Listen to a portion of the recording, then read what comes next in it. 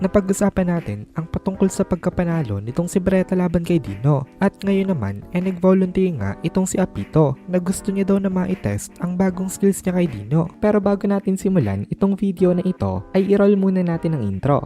Hello everyone and welcome to my channel, ang inyong source ng Tagalog na Tansura Contents. Sa channel na ito ay pinag-uusapan natin ang mga nangyayari sa may Tansura universe. So without further ado, let's get into the video. Nag-upload na nga pala guys ang Kohay PH ng Tagalog na solo leveling. Kaya kung gusto mo makapanood ng Tagalog solo leveling contents, bisitahin nyo ang Kohay PH. Link in the description. So naiiyak nga itong si Dino ngayon kasi na-realize niya na for the rest of the remaining bracelets ay gagawin siya nitong si Ramirez na isang test subject sa mga bagong power-ups ng mga elites ng labyrinth. Kaya sumigaw itong si Dino na napakabully daw talaga nitong si Ramirez. Nag-reply naman itong si Ramirez sa kanya na itong si Dino daw anang bully sa kanya dati kaya gumaganti lang daw siya dito. Kaya ngayon nga nag-start na ang second fight. Grabe ang bilis nitong si Apito ngayon ni hindi man lang makita nitong si Dino ang mga after images nitong si Apito. Pati ang mga kamay nitong si Apito sobrang bilis din. Moreover, meron siyang ginagamit na needle at iniko-concentrate niya ngayon ang lahat ng kanyang speed sa pagbato nitong needle na ito. At nung ibinato niya nga ito, tinamaan nito ang braso nitong si Dino. Akala nitong si Dino nung una naiwasan niya ito pero hindi pala. Surprisingly, napaka-light daw nitong naging impact. Actually, sobrang light nga daw, hindi ito physical damage. Nagtanong ngayon itong si Apito na kumusta daw, ano daw ang pakiramdam ng kanyang phantasm needle. Nakangiti ngayon itong si Apito habang tinatanong niya itong si Dino kasi kahit nga walang physical damage na idinil itong needle na ito hindi ligtas itong si Dino kasi ang target pala talaga ng phantasm needle na ito ang soul mismo ng kanyang opponent. Ang mga spiritual life form merong pain nullification kaya hindi talaga sila madali na makaramdam ng sakit sa mga physical damage. Kaya ngayon na soul mismo ni Dino ang tinarget nitong si Apito nakaramdam ng sobrang sakit na pakiramdam itong si Dino dito. Ito ay pakiramdam na hindi niya naramdaman in a very long time. Sa sobrang sakit nito gumulong at umiyak itong si Dino. Kaluluwa niya mismo ang nagko-complain sa may sakit na nararamdaman niya. At ngayon habang down nga itong si Dino hindi umaatake itong si Apito. Like a merciless queen pinapanood niya lang itong kanyang kalaban. Nung una pa lang alam na ni Apito na hindi dapat physical damage ang bigyan niya ng focus dito kasi spiritual life form nga itong kanyang kalaban kaya spirit dapat itong targetin niya at dapat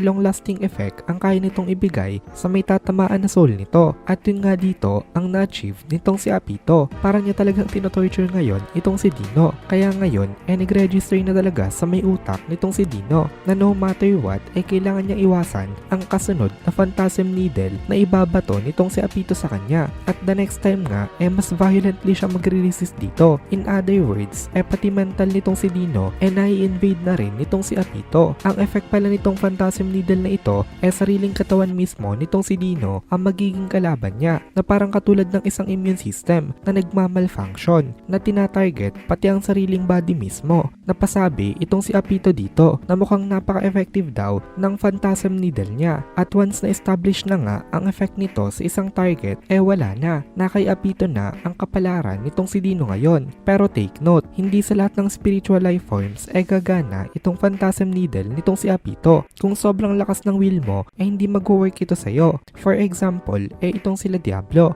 hindi ito gagana sa kanila. Ngayon nagsalita itong si Dino kay Apito na ang dami daw nito makipaglaban. Nag-e-enjoy daw ba ito sa pananakit nito sa kanya? Sa tingin daw ba nitong si Apito matutuwa itong si Rimuru kapag nakita niya ang way ng pakipaglaban ngayon nitong si Apito dito? Basically napaka-cowardly daw ng pakikipaglaban nito pero nag-reply lang itong si Apito sa kanya na manahimik daw itong si Dino. Wala daw maraming klase ng pakikipaglaban. Ang nagmamatay lang daw ang resulta ng battle. As long as ikaw daw ang panalo okay lang kahit anong method pa ang ginamit mo. Kaya pag nanalo ka di good. Kapag natalo ka naman mamamatay ka. Ganun lang daw kasimple yon. Yun daw ang ironclad rule na sinabi sa kanila nitong si Lord Rimuru. Kaya manahimik daw itong si Dino. Tumango naman itong si Kumara sa may statement nitong si Apito. Tapos sabi nitong si Kumara tama daw. Ang mga adults daw ay mga dirty creatures by nature. Kaya hindi daw nagmamatter kung paano ka manalo. Ang mahalaga lang daw ang manalo ka talaga. Ganun daw ang nabasa niya sa kanyang pinag-aaralan na textbook. Napakamot naman sa ulo niya itong nitong si Beretta sa may statement nitong si Kumara pero hindi na siya nag-react at nagsalita pa. Napaisip na lang itong si Beretta ngayon na sa tingin niya daw habang tumatagal ay nami-misinterpret nitong mga ito ang mga words ni Rimuru Sama sa kanila. Pero sa tingin niya daw, okay lang naman daw siguro yon as long as hindi naman sila natatalo dahil sa paniniwala na ganon. Hindi sure dito itong si Beretta kaya hindi na lang siya nag-voice out ng kanyang opinion. Unlike the rest, a sensible person kasi itong si Beretta. Then naalala nitong si Beretta na ang mentor nga pala nitong si Apito itong si Hinata. Kaya it makes sense kung bakit napaka-cruel nito. Kasi itong si Hinata rin daw napaka-cruel sa kanyang mga enemies. Kaya hindi siya nagpapakita ng mercy sa kanyang mga kalaban.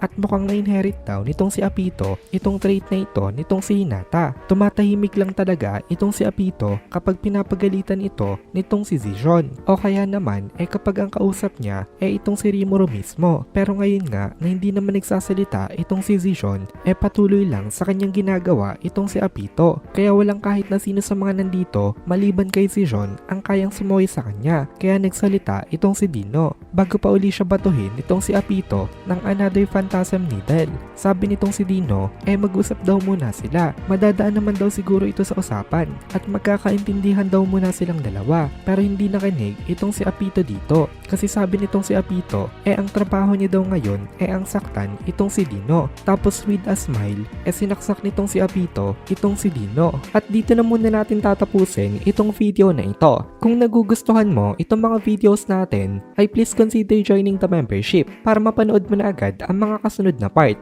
dahil palaging advance ang ating mga members. Also, ay please consider leaving a like at mag-comment ka na din para ma-boost naman tayo ng algorithm.